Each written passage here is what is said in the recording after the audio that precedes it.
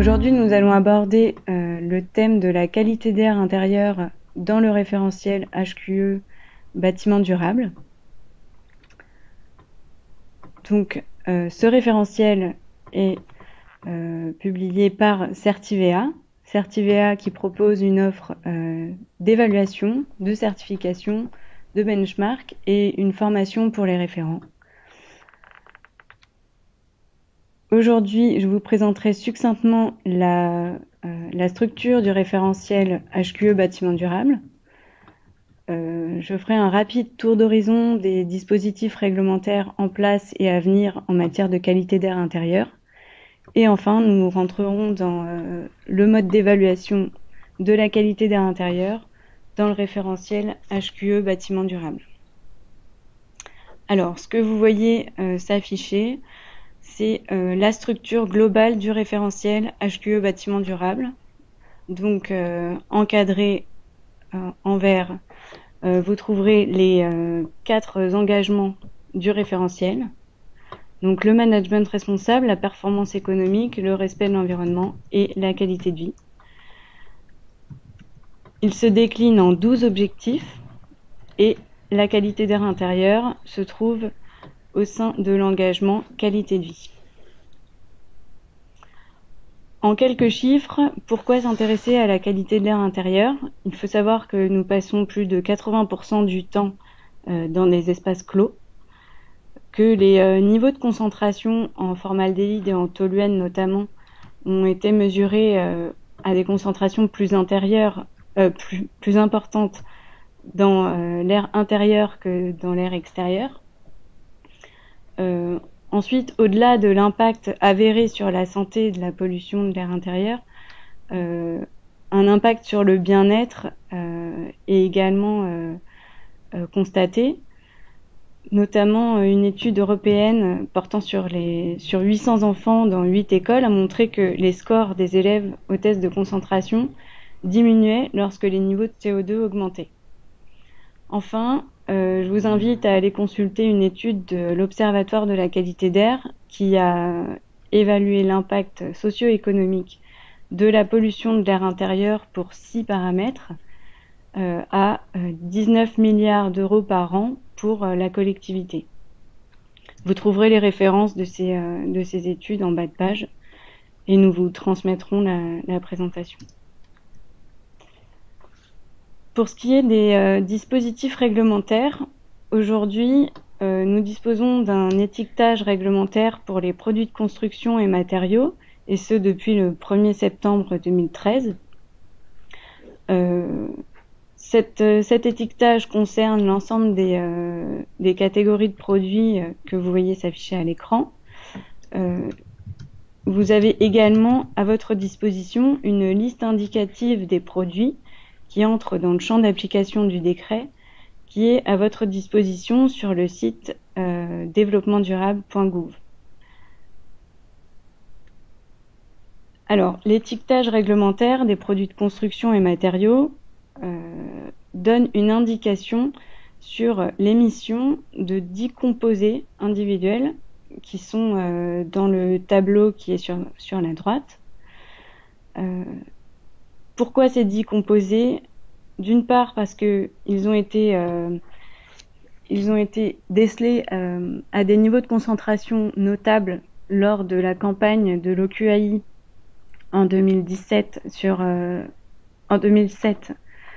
les logements français, et que ces substances sont classées dangereuses pour des effets par inhalation, selon le règlement CLP.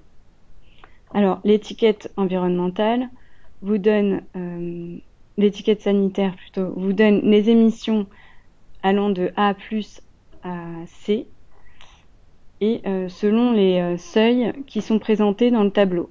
Alors, pour vous expliquer rapidement la lecture du tableau, si on prend par exemple le formaldéhyde, vous avez le seuil maximum de la classe A+, qui est de 10 microgrammes par mètre cube.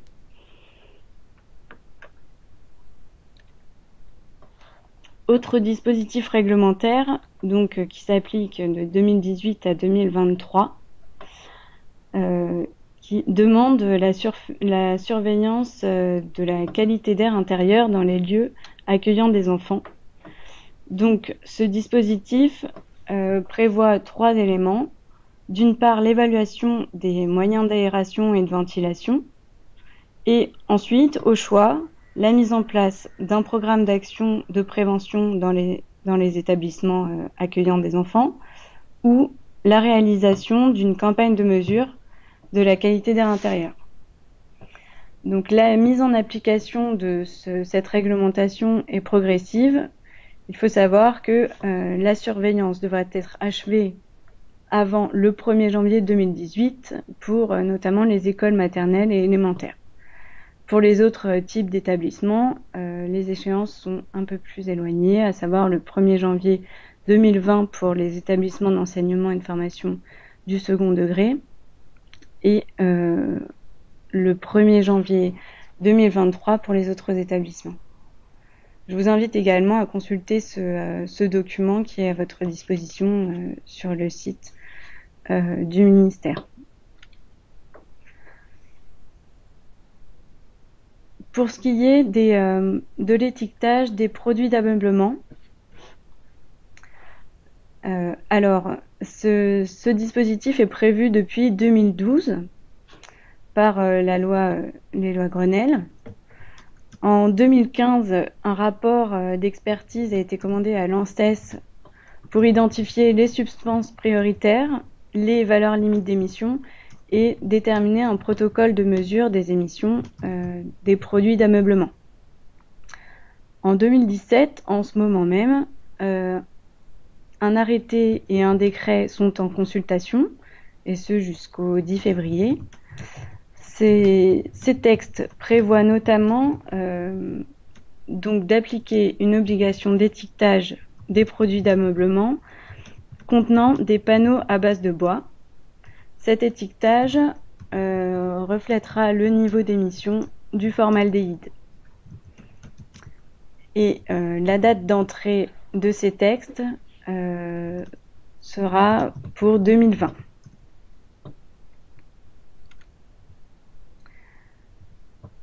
Quelle évaluation de la qualité d'air intérieur demandons-nous dans le référentiel HQE bâtiment durable? Il y a 2 types d'évaluation, la mesure de la qualité d'air et la simulation. Donc, nous mettons à disposition un outil de prédiction de la qualité d'air pour les phases amont, donc en programme, conception et réalisation.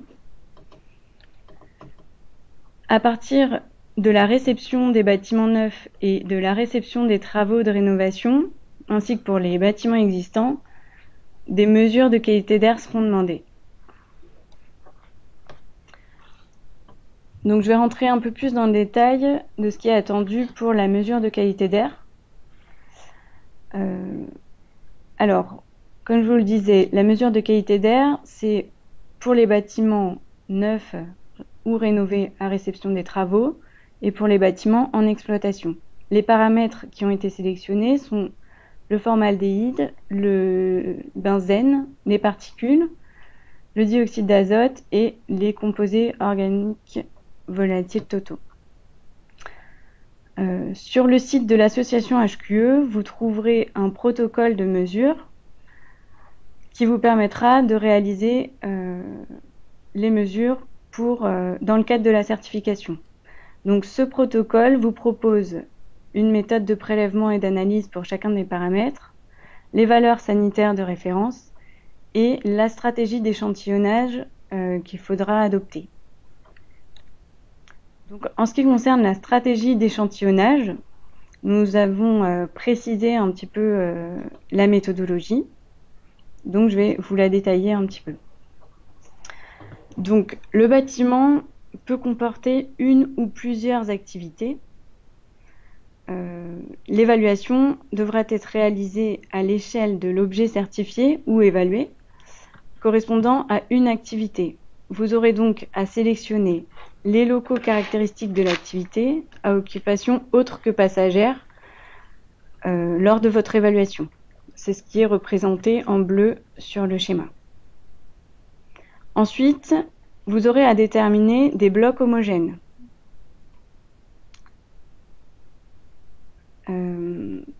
Ces blocs homogènes sont caractérisés par l'exposition à la pollution extérieure, les caractéristiques de la ventilation et les matériaux en contact avec l'air intérieur. Il faut savoir que les locaux qui seront dans chacun des blocs homogènes ne sont pas forcément des locaux contigus. Donc là, je vous donne un exemple de 2 blocs homogènes, l'un côté rue, l'autre côté jardin. Pour chacun des blocs homogènes, un local représentatif devra être défini. C'est ce qui est schématisé en vert. Donc, le local type représentatif correspond au local qui sera simulé ou investigué. Et donc, le niveau d'évaluation de ce local type donnera le niveau de l'ensemble du bloc homogène. Vous aurez donc autant de locaux types que de blocs homogènes. Nous proposons une liste type de locaux types représentatifs, donc présentés dans le tableau. Pour illustrer un petit peu, pour un bâtiment dont l'activité principale est le bureau, il est recommandé de choisir comme locaux types représentatifs des espaces de bureau, des salles de réunion ou le restaurant d'entreprise. Dans le cas de bâtiments d'enseignement, nous vous invitons à choisir de façon préférentielle une salle de classe ou une cantine. Je vais passer maintenant à la simulation de la qualité d'air intérieur, donc pour les phases amont de votre projet. Donc, je disais qu'on mettait à votre disposition un outil de prédiction. Cet outil permet de simuler la qualité d'air intérieur pour l'ensemble des typologies de bâtiments, et ce sera la même méthodologie. Cet outil de simulation utilise les caractéristiques ayant un impact potentiel sur la qualité d'air intérieur, à savoir les produits de construction, le mobilier et la ventilation. Le calcul de la concentration résultante en COVT et en formaldéhyde sera le résultat qui vous permettra d'évaluer votre bâtiment sur le thème QAI. Alors, vous voyez à l'écran un extrait de notre outil en ligne et quelques exigences relatives à la simulation. Alors, pour renseigner cet outil de simulation, vous avez notamment à renseigner pour les sols, plafonds, murs, portes et fenêtres, le nombre de parties, la surface et la dénomination du revêtement. Seuls les matériaux directement en contact avec l'air intérieur sont à renseigner. Vous avez ensuite une question qui vous demande si vous avez la connaissance des données d'émission surfacique du produit. Vous avez le choix de répondre oui, auquel cas vous pourrez directement renseigner les émissions surfaciques en COVT et formaldéhyde de chacun des produits, ou de répondre non, auquel cas vous pourrez associer directement une étiquette de A+ à C à chacun des produits. Et l'outil associera directement une valeur d'émission en COVT et formaldéhyde correspondant à la classe d'émission. Je vous parlais tout à l'heure des éléments de mobilier. De la même façon, pour le mobilier, vous avez le choix de réaliser une description détaillée du mobilier, auquel cas vous aurez à renseigner l'ensemble du mobilier présent dans la pièce s'il est connu, ou de répondre non, auquel cas une valeur forfaitaire d'émission en COVT et formaldéhyde sera associée directement en fonction du local type représentatif.